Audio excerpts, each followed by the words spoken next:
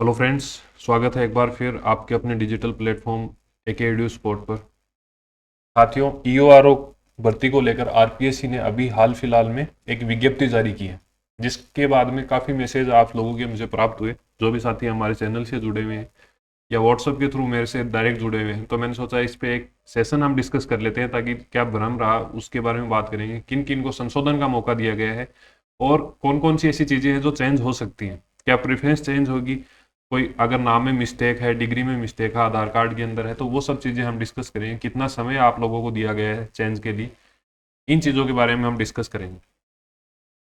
तो जैसा कि मैंने आपको अभी जस्ट बताया कि 10 तारीख को, मतलब आज जो है वो विज्ञप्ति जारी की गई है आरपीएससी के द्वारा। तो आरपीएससी ने क्या कहा कि जो 2022 के अंदर हमने ईओआरओ की भर्ती के लिए मैन विज्ञप्ति जारी की थी, और जिसका लेटेस्ट जो संशोधन या फिर हम बोलें कि नोटिफिकेशन जो रिलीज किया गया था, वो 24 अगस्त 2022 को किया गया था, जब ये भर्ती रद्द हुई थी।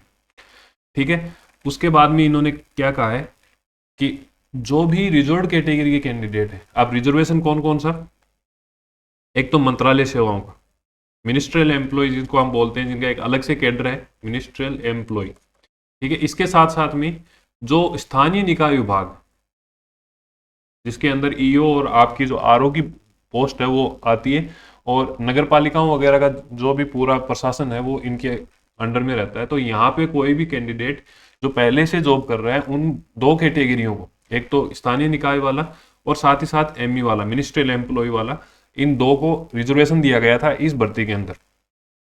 तो इनके रिगार्डिंग ये नोटिफिकेशन जो है वो जारी किया आरपीएससी ने।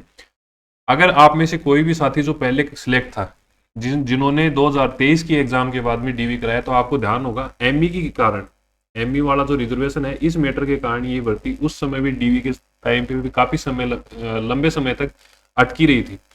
इसमें काफी डिले देखने को हमें मिला था। तो अब आरपीएससी ने क्या है, इसको पहले से ही इसके अंदर थोड़ी सी सचेतता दिखाई है और इस विकल्प को पहले से संशोधन करवा रहे हैं।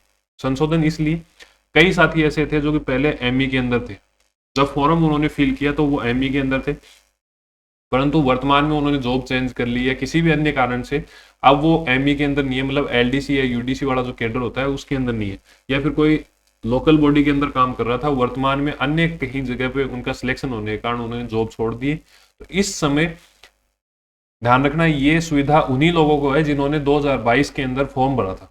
ठीक है। तो जो ऑलरेडी फॉर्म भर चुके हैं उनके लिए है। अब जिन्होंने नई फॉर्म भरा है उनको नई भर्ती का या फिर पदों के बढ़ने का वेट करना पड़ेगा। साथ ही साथ हम बात करेंगे, यहाँ पे हमें संशोधन के लिए 3 विकल्प दिए गए हैं, विकल्प 1, 2 और 3। सबसे पहले आपको ध्यान में रखना है कि अगर, मैं थोड़ा सा स्क्रीनशॉट भी लेके आया हूँ तो उससे भी हम डिस्कस कर लेंगे। तो सबसे पहले मैं आपको बताऊं, अगर आप में से कोई भी साथी जो स्थानीय निकाय विभाग के अंदर काम करता है, उसको विकल्प ए का चयन करना है। सीधा सीधा बताता हूं ताकि आपको कंफ्यूजन नहीं रहे। अगर कोई मिनिस्ट्रियल सर्विस या मिनिस्ट्रियल सबऑर्डिनेट सर्विस का एम्प्लॉय है, तो उसको विकल्प 2 करना है। और ये दोनों ही लागू नहीं होते, मतलब आप सरकारी सेवा में नहीं हो तो आपको विकल्प 3 पे जो है वो क्लिक करना है। और ये आप चेक कैसे करोगे कि मैंने उस समय क्या भरा था, तो वो चीजें भी मैं आपको बताता हूँ। जैसे ही आप अपने एसएसओ पोर्टल के ऊपर, एसएसओ पोर्टल के ऊपर आप क्लिक करोगे, आप जैसे ही लॉगिन करोगे तो वहां पे आपको ये विंडो देखने को मिलेगी। अब उसमें आपको क्या करना है, जो ये सेकंड ऑप्शन है होम के बाद में माई रिक्वायरमेंट वाला जो ऑप्शन होता है, इस पे आपको क्लिक करना है। जैसे ही क्लिक करोगे तो आपने जितने भी फॉर्म आप आज तक फिल किए हैं, चाहे वो आरएएस का किया है, चाहे ईओआरओ का किया है, एसआई का किया है, वीडियो पटवार, मतलब एसएसओ के थ्रू जो भी आपने फॉर्म फिल किए हैं, वो पूरी की पूरी लिस्ट जो है वो आपको यहाँ पे देखने को मिलेगी। तो वहां से आपको अपना एप्लीकेशन फॉर्म जो है वो डाउनलोड कर लेना है। उसके बाद में जब आप सेकंड पेज के ऊपर देखोगे, थोड़ा सा नीचे स्क्रॉल करके देखोगे, तो आपको ये ऑप्शन जो है वो दिखेंगे। 6-7 ऑप्शन होंगे। हमारे काम का वर्तमान में क्या है, हमारे काम का ये है, देखो, एक तो तीसरे नंबर की लाइन है और एक ये जो है 6 नंबर की लाइन है। इसमें आपको देखो, इसमें क्या कहा गया है, मौजूदा सरकारी विभाग सार्वजनिक उपक्रम के कर्मचारी हैं या नहीं है। तो जिन जो भी लोकल बॉडी में काम नहीं करते हैं, मतलब जो कि स्थानीय निकाय, नगर पालिका, नगर परिषद या फिर जो डेवलपमेंट अथॉरिटी है, उनमें जेडीए वगैरह में अगर काम नहीं करते हो आप, तो यहाँ पे आपके फॉर्म में नो लिखा हुआ आना चाहिए। और अगर आप करते हो तो यहाँ पे यस लिखा हुआ आना चाहिए। मतलब वर्तमान की आपकी जो परिस्थिति है उससे विपरीत आपका फॉर्म अगर बोल रहा है तो आपको अमेंडमेंट करना है। दूसरी कंडीशन आ जाती है, ये उनके लिए है जो कि स्थानीय निकाय के अंदर काम कर रहे हैं, लोकल बॉडी के अंदर जो काम कर रहे हैं, जो मैंने अभी आपको नाम बताए थे।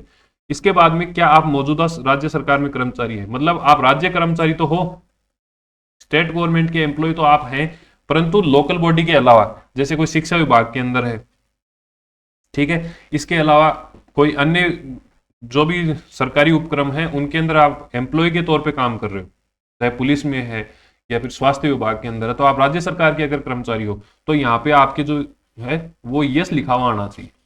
इन चीजों का आपको स्पेशली ध्यान में रखना है।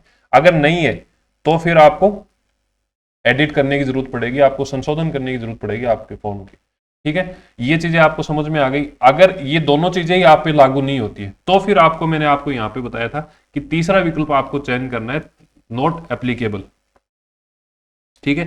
तो अगर आप सरकारी एम्प्लॉय नहीं है, चाहे हम स्थानीय सरकार की बात करें, स्थानीय निकाय की बात करें, या फिर राज्य सरकार के कर्मचारी नहीं है स्थायी तौर पर, देखो यहाँ पे ब्रैकेट में लिख रखा है स्थायी तौर पर अगर आप एम्प्लॉय नहीं है तो आपको क्या करना है, नॉट एप्लीकेबल, ठीक है। ये चीजें आपको तीनों संशोधित करनी है।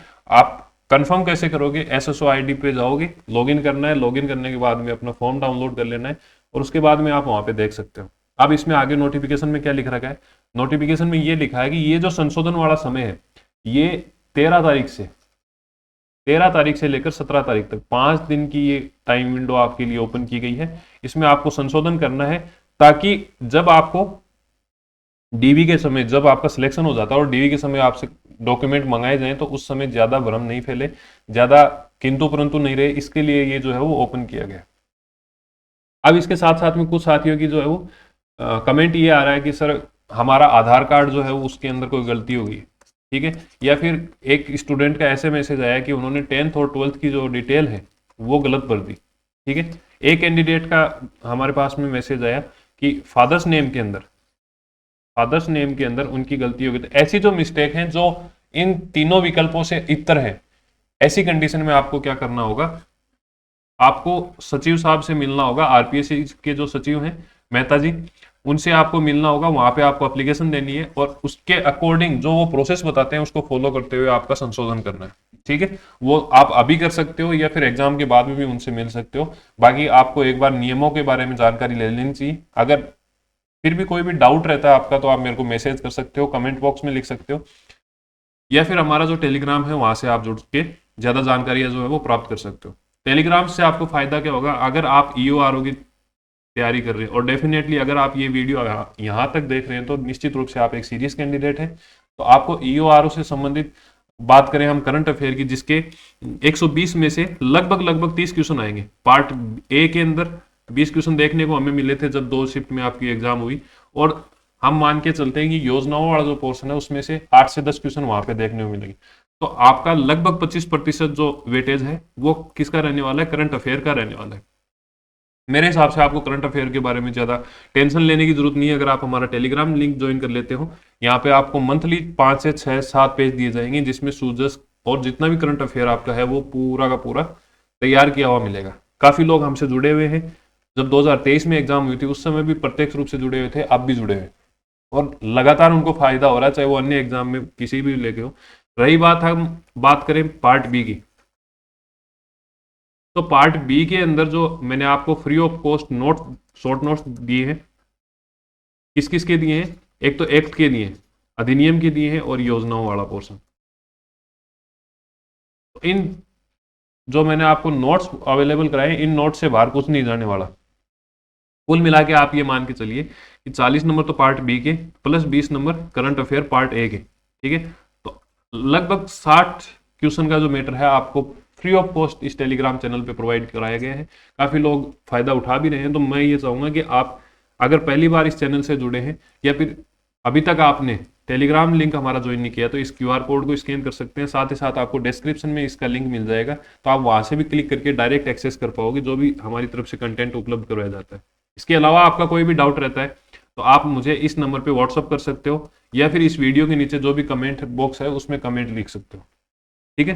तो आई होप कि आपके जितने भी डाउट हैं वो क्लियर हो गए होंगे। तो मिलते हैं एक नए सेशन के साथ में, तब तक के लिए धन्यवाद। जय हिंद, जय भारत।